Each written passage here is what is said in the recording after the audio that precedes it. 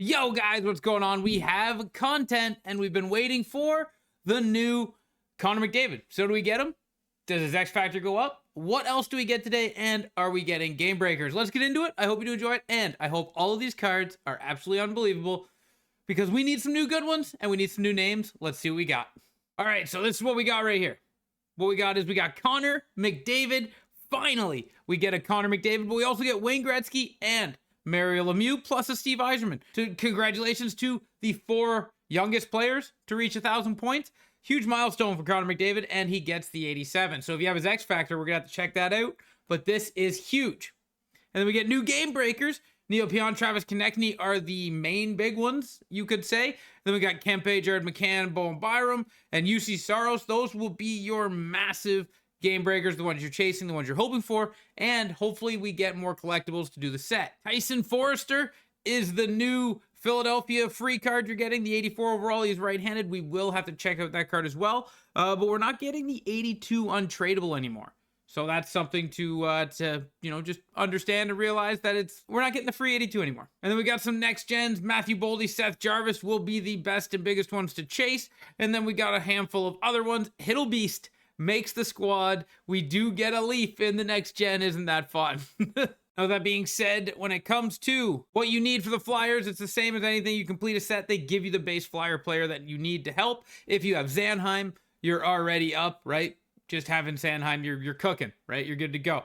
But, that helps. And then you get block shots, shoulder checks, passes, shots, assists, and goals to get this done. 7 objectives total, but it's really only 6 because the one complete the set is just a really easy one to do. Now, with that being said, Game Breakers is back. What do we got? Complete 3 games, get between the legs, get shoulder checks, goals, 25 games played. So there's just 5 to do to get your Game Breakers done, and you get 2 collectibles, and then the rest will be in moments and all that stuff to help you get the 6 you need to get your pack done. Hopefully it works the exact same. 81 Johnson is the free card you get just for getting all this stuff done, so that's really good as well. Now, going into moments, we do get our Game Breakers moments. Yes, we get 4 more, it looks like, so that's not bad. And the 4 more shouldn't be hard to do. As we see, we get, just 4 straight Game Breakers, right?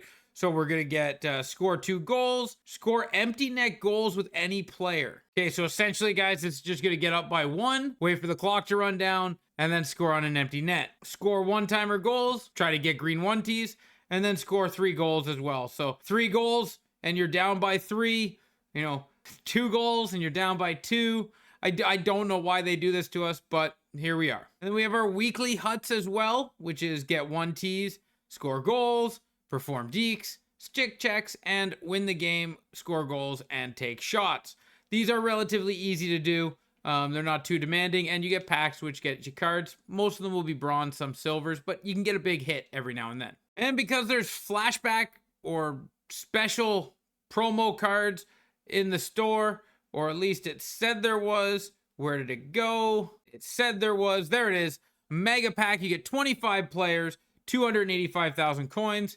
I don't know if I would go after this because there was no guarantee of so much. If it was 25 players, all 75 or better, I would say go for it. But this is a huge chance, a huge risk at getting bronzes, and you don't want that. But then we got icons, power up icons packs are in the store. You can get 1 vintage for 82,000. You can get 1 modern for 82,000, or you can get 1 random vintage or modern with 72. I would not do this one. If you're going to do them, I would do these ones here. For some reason, you only get 2 modern and 3 vintage. I don't get that, but I would do these here over the random one where you also get some cards because you don't need the cards and you want to guarantee the set you're working on. The X Factors are back. They seem to have brought up the price a little bit on the single X Factor, and then you get a single X Factor with some cards. The cards are just, I don't know if they think those 75 pluses are like a little sweetener to try to make it better, but 3 75 pluses is not worth an extra 40K, in my opinion. If it's worth that to you, go after and get them, but I don't think it's worth that at all. And then we'll open our 70 plus because why not? It's our free daily pack. We might as well go and get it. When they give us something, you go and get it, right? So we got a 71 overall. We'll have to turn that in for a 72, turn it in for a 73, turn it in for a 74, to turn it in for a 75. First things first, we got to look at the X Factors. Tell me Connor McDavid now upgrades and how much is it going to cost? Connor McDavid now upgrades to an 87. And it looks like it's only going to cost 2 to upgrade him there. And it looks like he unlocks a second synergy at acceleration boost.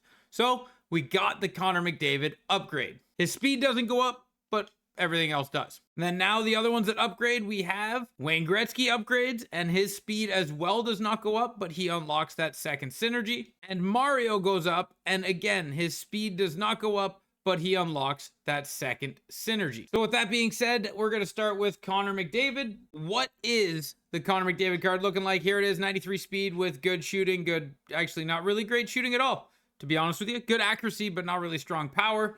His hands are phenomenal. But yeah, like this is not a bad card. Endurance, balance, agility, speed, acceleration, all that's really good.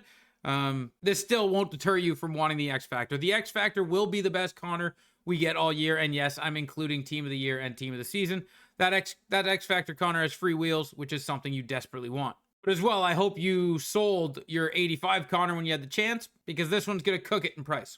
Now we got Wayne Gretzky, 90 speed, 91 shooting. See, the Wayne Gretzky shooting here is really good. He's not as fast as Connor, but his hands are just as good. His face-off is dynamite, and his speed and his skating and his agility, all that stuff is good as well. This is a really good Wayne Gretzky card. Now, same with Mario Lemieux. Face-off's good, shooting's good, speed is okay-ish for a guy that's 6'4". It's really good. And again, the hands are elite. Again, so far, you're not against getting any of these cards. And then we have Steve Yzerman, good speed, good shooting, good hands, and good face-off. This Steve Yzerman is a marvelous milestone. He's a little shorter, so he'd be the one you'd want least out of these 4, but you'd be happy with any of the 4. Travis Konecny is a card that I thought would be good, and he is good. You know, middle to high shooting, 90 speed, 5'10's a little small, but the speed and the shooting is half decent, and I really like close quarters. And then we got Neil Pionk, 89 speed, good shooting, 87 defensive awareness with 85 body check, 6 foot. Again, not a bad card. Winnipeg is making a sneaky good team. And when I say that, I mean their theme team in this game. Andre Kempe, 6'2", 86 speed, good shooting, good hand. This is a good balanced card that you'd be able to put anywhere on your team. And he also has Make It Snappy, which is really nice. He could go anywhere up and down your lineup, and you probably wouldn't be hurting anywhere. Jared McCann, 89 speed at 6'1", 80 faceoffs a little low, but with his shooting and his speed, you'd be set on the wing. This card would be a really good winger. With that speed and that shooting, he's pushing a lot of people down your right wing or your left-handed wingers, and he's a really good card. This card looks really good, especially with 87 agility and good sized body with body check and defensive awareness. He'd probably play really well. UC Saros, I'm never a big fan of him in Hut, and that only comes down to the fact that he's 5'11". I know I say that defense is what matters for a goalie, but I also don't want a small frame in net. If I do slip up somewhere, I'd like to know my goalie is big enough to at least stop a corner pick. But UC Saros, if you like him, get him, but I'd probably avoid him. And then Bowen Byram, 89 speed for an 84 overall. You might be able to sneak this card at relatively cheap. He's got good size with good speed. 86 defensive awareness, 83 body check won't hold you back. But like, because he doesn't crack into that 90 speed, you might be able to get him for a sneaky cheap price. Jonathan Dahlin, somebody that I thought was really going to be wonderful in the NHL, and he had his opportunity. He got moved all around. Like, he had opportunity to break out in one team, but he just couldn't make it happen. 87 speed, 90 shot power with 87 accuracy. That's really good, especially with 92 agility. This card actually would probably be really good, and you'd probably notice him playing really well for you with that shooting and speed and agility. Depending on how hard he is to, like, how easy, I guess would be the better way of saying it, with 83 balance and 85 strength, how easy it is to knock off the puck. But that 78 endurance is just screaming at me. And then in this category, the ones I like the most is Seth Jarvis with puck on a string, which is actually nice when you're just protecting the puck with your right thumbstick. You don't need to go into any deke, any crazy animation. If you just hold the right thumbstick to the left or the right, this activates, which is really nice. 91 agility with 88 speed is nice, and good shooting, good hands. This Seth Jarvis would be a fun card to use. 5'10's a little small. Matthew Boldy, on the other hand, is not 5'10. He is 6'2" with 86 speed, so he's a little slower, but good hands, good shooting. Probably a lot harder to knock off the puck. I'm not really a big fan of Schneip, though. And of course, we got to throw honorable mentions in there. Your massive goalies, because we got 2 of them. Sebastian Cossa being 6'6", and you know, if you can't afford a 6'6" Sebastian Cossa, what about a 6'7" Dennis Hiddleby?